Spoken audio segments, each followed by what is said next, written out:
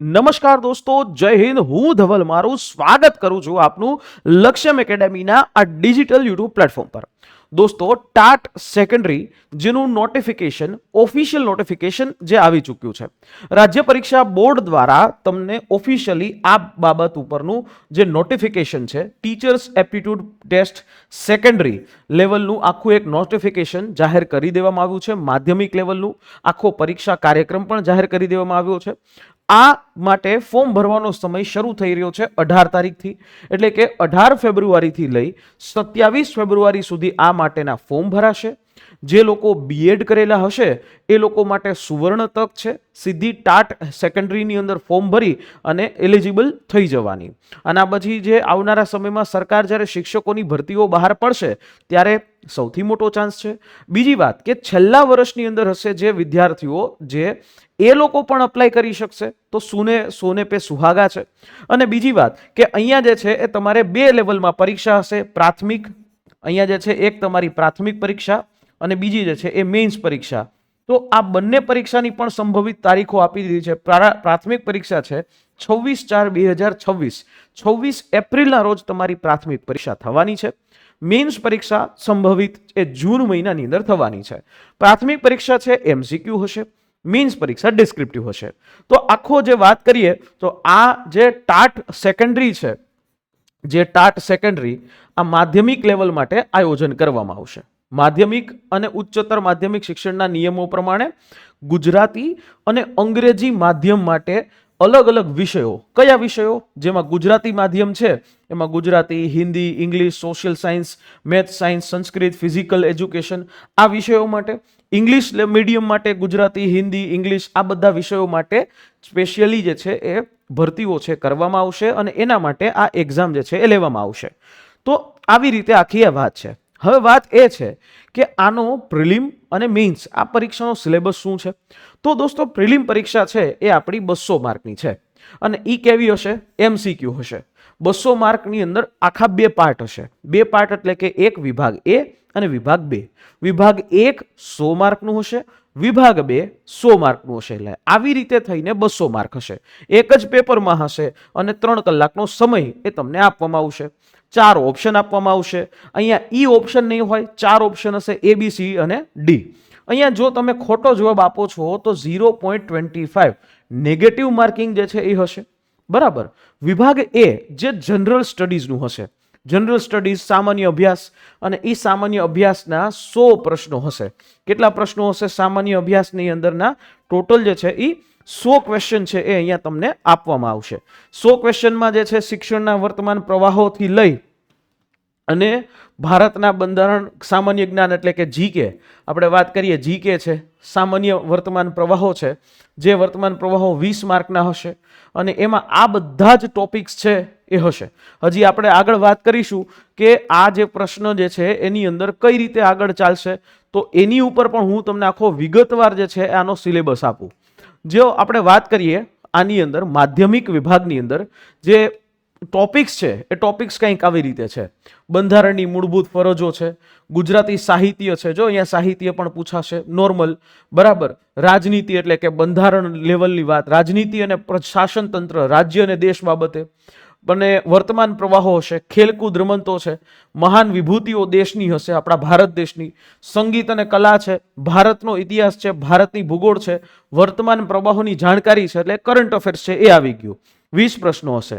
પછી આવી ગયું શિક્ષક અભિયોગ્યતા, તો એમાં શિક્ષણની ફિલસૂફી, શિક્ષણ મનોવિજ્ઞાન, વર્ગ વ્યવહાર અને મૂલ્યાંકન આ રીતે થઈ અને ટોટલ અહીંયા એ 35 પ્રશ્નો હશે અને 35 માર્ક હશે.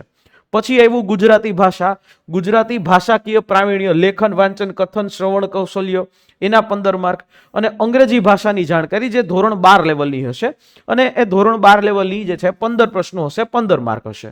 આવી રીતે હશે. પછી આવ્યું વિભાગ 2. વિભાગ 2 છે એ જે તે વિષયની કસોટી હશે. એમાં 100 પ્રશ્ન છે. 100 પ્રશ્નની અંદર કઈ રીતે છે તો કે વિષય વસ્તુ હશે. ધોરણ 9, ધોરણ 10 એના પાઠ્યપુસ્તકો જે છે, બરાબર, જે આપણા રાજ્યના પાઠ્યપુસ્તકો હોય ધોરણ 9ના ધોરણ 10ના એમાંથી વસ્તુ હશે. અને એના બાદ જે છે 20 પ્રશ્નો છે એ વિષય વસ્તુ આધારિત પદ્ધતિશાસ્ત્ર પદ્ધતિના પ્રશ્નો છે એ અહીંયા પૂછાશે. ઓકે, આ પરીક્ષા છે એ 3 માધ્યમમાં હશે, ગુજરાતી, હિન્દી અને અંગ્રેજી, આમ 3 માધ્યમની અંદર યોજવામાં આવે છે.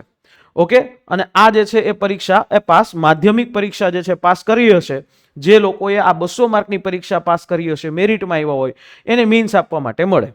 બરાબર, આ રીતે જે છે એનું મેઇન્સ આખી થાય. હવે જે મેઇન્સ એક્ઝામ આવે તો એ મેઇન્સ એક્ઝામ જે છે એ કઈ રીતે હશે? તો મેઇન્સ એક્ઝામની અંદર 2 પેપર હશે. એક હશે પ્રશ્નપત્ર નંબર 1 ગુજરાતી અંગ્રેજી, એના 100 માર્ક હશે, અને બીજું હશે વિષય વસ્તુ અને પદ્ધતિની સજ્જતા, તો એના 100 માર્ક હશે. એટલે 200 માર્કની આખી મેઇન્સ થશે. હવે આમાં વિષય વસ્તુની અંદર 9મા 10મા ધોરણનો અભ્યાસક્રમ માની લેવાનો. બરાબર, પ્રશ્નપત્ર નંબર 1 100 ગુણ માટે 150 મિનિટ હશે ડિસ્ક્રિપ્ટિવ, અને પ્રશ્નપત્ર નંબર 2 તો 180 મિનિટ છે એ ડિસ્ક્રિપ્ટિવ હોય. પ્રશ્નપત્ર નંબર 1 જે છે એમાં ગુજરાતી ભાષા ક્ષમતા હશે ગુજરાતી મીડિયમ વાળા માટે, અને ઇંગ્લિશ મીડિયમ માટે અંગ્રેજી ભાષા ક્ષમતા હશે. બરાબર, બે માટે અલગ અલગ હશે. અને પ્રશ્નપત્ર નંબર 1 ની અંદર આ બધા પ્રકારના ટોપિક્સ છે, બહુ સિમ્પલ છે. જુઓ, નિબંધ, સંક્ષેપીકરણ, પત્ર લેખન છે, ચર્ચા પત્ર છે, વ્યાકરણના થોડા ઘણા ટોપિક. આમ જોવા જાવ ને તો આ તમને કેના જેવું લાગશે ખબર છે? આ સીસી છે ને, સીસી, એમાં મેઇન્સ આવે છે. બરાબર છે, એમાં મેઇન્સ જે આવે ને ગ્રુપ એની અંદર એના જેવું. પછી જીપીએસસી ની અંદર પણ તમે જોશો તો ડીવાયએસઓ ની અંદર જ્યાં જીપીએસસી માં મેઇન્સ આવે છે તો ત્યાં પણ આવા જ પ્રકારના ટોપિકો હોય છે. બરાબર, અને જ્યાં ઇંગ્લિશ સજ્જતા, અંગ્રેજી સજ્જતા છે જેમને ઇંગ્લિશ મીડિયમ વાળા માટે, તો એના માટેનો ટોપિક્સ છે, લિસ્ટ આવું છે. બરાબર, રિપોર્ટ રાઇટિંગ છે, વિઝ્યુઅલ ઇન્ફોર્મેશન આપી હોય એનામાં ઉપરથી તમારે જવાબ આપવાનો હોય, ગ્રામરના ટોપિક છે, લેટર રાઇટિંગ છે, સ્પીચ છે, આવું હોય. પ્રશ્નપત્ર નંબર 2 છે એ વિષય વસ્તુને વિષય પદ્ધતિ સજ્જતા હોય, એના 100 માર્ક હોય. બરાબર, અને એમાં જે છે તમારે જે તે વિષય વસ્તુ આવે 9મા 10મા ધોરણ લેવલનું, તો એ પ્રમાણે થાય. બરાબર છે, એટલે આવી રીતે એ આખી વસ્તુઓ થશે. મુદ્દાસર જવાબોના તમારે 150 શબ્દોમાં 150 થી 180 શબ્દો. બરાબર છે, એની અંદર તમારે 7 પ્રશ્નો હશે. પછી અહીંયા માંગ્યા પ્રમાણે જવાબ આપવાના 7 પ્રશ્નો, 1-2 વાક્યમાં જવાબ જે છે એમાં 11 ફરજિયાત હશે. હેતુલક્ષી પ્રશ્નો હશે તો દરેક પ્રશ્નના 1 માર્ક અને 15. બરાબર, એમાં સાચા હોય, ખોટા હોય, કરવાના હોય, એ જોડકા હોય, આ બધી. તો આવી રીતે અહીંયા પણ 100 માર્ક. એટલે આખું વસ્તુઓ છે એ આ રીતે એ નક્કી થશે. બરાબર, આ એનો સિલેબસ છે. ટાટ સેકન્ડરી એની જે આખો પ્રોગ્રામ, આ સિલેબસ 26 તારીખે સૌથી પહેલી જે પરીક્ષા થશે એ 200 માર્કની થશે. એના પછી પણ 200 માર્ક, આ રીતે રહેશે. જો અહીંયા તમે આના ઉપર હજી કોઈ ક્વેશ્ચન હોય કોમેન્ટ બોક્સમાં ચોક્કસથી પૂછી શકશો, અને એના અમે આન્સર કરવાની પૂરતી કોશિશ કરશું. અને આવનારા સમયની અંદર ટાટ સેકન્ડરી લેવલ ઉપર પણ આપણે યુટ્યુબની અંદર સિરીઝો છે એ શરૂ કરવા જવાઈ રહ્યા છે. આશા રાખીએ આ માહિતી સમજાઈ હશે. અને હા, તમારા મિત્રો સુધી જે છે આ માહિતી પહોંચાડી દેજો કે જેથી કરીને એમને પણ વાંધો ન આવે. દોસ્તો, આ રીતે આ આખો વિડીયો છે જે આખો એક માહિતી દર્શક વિડીયો છે એ આપ્યો છે. આની અંદર કોઈ પણ પ્રશ્ન હોય તો નીચે કોમેન્ટ બોક્સની અંદર કરી દેજો, તો એને આન્સર અમે કરી દેશું. બીજી વાત કે સબસ્ક્રાઇબ કરવાનું ભૂલાય નહીં. ઘણા બધા મિત્રો સબસ્ક્રાઇબ કર્યા વગર જાય છે, તો એ લોકોને વિનંતી છે સબસ્ક્રાઇબ કરી લો, જેનાથી અમને એપ્રિશિએશન છે એ મળતું હોય છે. ફરી પાછો મળીશ તમને આવા જ કોઈ નેક્સ્ટ વિડીયોની સાથે. ત્યાં સુધી મને રજા આપશો. અને હા, ટેલિગ્રામ ચેનલ જોઈન કરી લેજો જ્યાં તમને ફ્રી મટીરિયલ મળે છે. જય હિન્દ.